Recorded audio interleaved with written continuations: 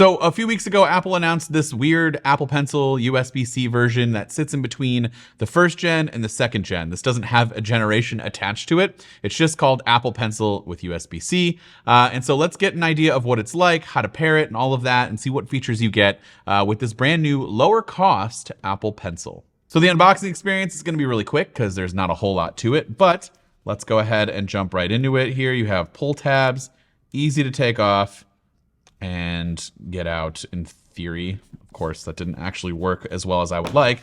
But yeah, inside, I'm just doing a terrible job unboxing this. But here's the pencil. It feels almost identical to the second gen Apple Pencil. It's wrapped there. There is no USB-C cable in the box, which means I'm gonna have to get up and get one in order to pair it. But yeah, so inside we have the pencil itself, and we have some guides here. Nothing crazy. So this is that new Apple Pencil, and here is the second gen. Didn't realize it was actually going to be pretty significantly shorter. Like there's a good amount of space here in which this the second gen Apple Pencil is a lot bigger than this newer one. But otherwise, it feels pretty much the same. You've kind of got this one kind of squared off line down here for a little bit better comfort and contour to your hands. Of course, on the second gen Apple Pencil, this is where you would kind of double tap to switch tools. You do not have that capability on this pencil. You're probably going to want to do that, and it's not going to do anything. The other thing you'll notice here at the top, there is a little line, and that's because this has actually got a cap to it. But unlike the first generation Apple Pencil where the cap comes off and you can easily lose it, this does not happen. So what you can do is you just pull this up and it stops right there, and you got just enough space to use a USB-C cable in order to pair and charge the pencil. And then when you're done, you just close it up and it's all set. So I absolutely love this design element in terms of getting USB-C on here. Of course, you would have just loved to have seen wireless charging and wireless pairing, but you don't get that. That is a more premium option for the more premium and more expensive Apple Pencil 2. So for reference, real quick, second gen Apple Pencil, it sits perfectly up top, it charges and it pairs. With this, it can fit at the top magnetically and just kind of stay there docked. But as you see, nothing happens. It does not pair. So what we need to do is get out a USB-C cable. Again, any USB-C cable will work just fine. Apple does not give you one in the box, but that's okay.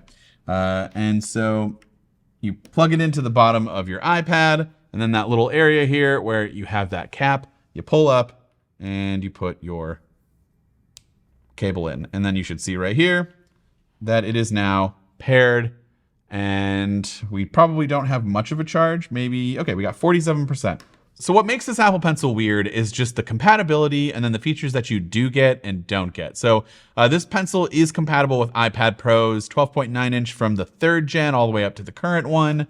With the 11th generation, it's all of them, I believe. I'm going to throw up the actual compatibility. I'm just doing this off the top of my head, but I'm pretty sure then it'll be iPad Air 4 and 5, and then the 10th generation iPad and the iPad Mini 6. So it's compatible with a lot of the newer ones, obviously. But then it kind of has some newer features, and then it kind of has some features that you would think would be included, but it's not. So when it comes to like charging, again, we talked about you can't charge it magnetically, but you can dock it magnetically. But also this does have Apple Pencil Hover, which is a premium feature that only exists for the M2 iPads and the Apple Pencil 2, but now is on this newer, lower cost one. So Apple Pencil Hover, I just hover over the screen and it highlights.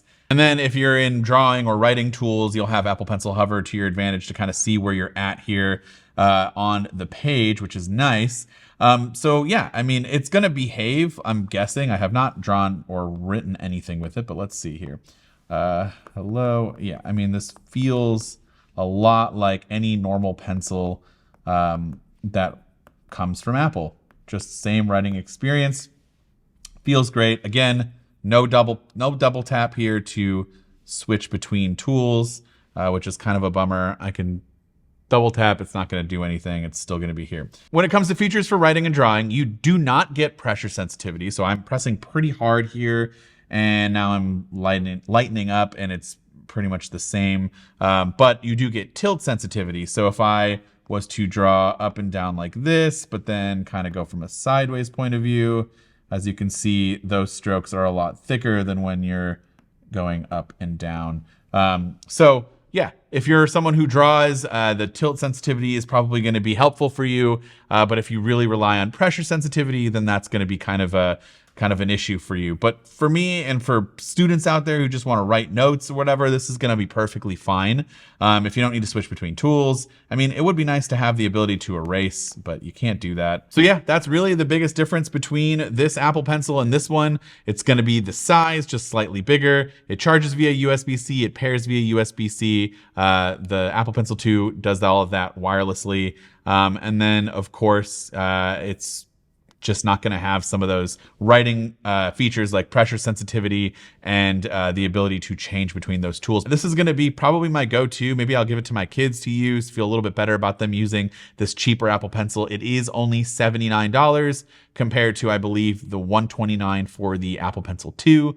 And it's got that modern design, and it just has better ergonomics, in my opinion, than at least the first gen that we're hopefully phasing out and getting rid of, because that is a Lightning product. But I would love to hear from you in the comments down below. What do you think about this new Apple Pencil? Is this something you're going to pick up, or do you think you might spend the extra $50 or so to pick up the Apple Pencil 2? Go ahead and let me know down in those comments. This has been Dan with MacRumors. Thanks so much for watching, and I hope to see you around in the next video.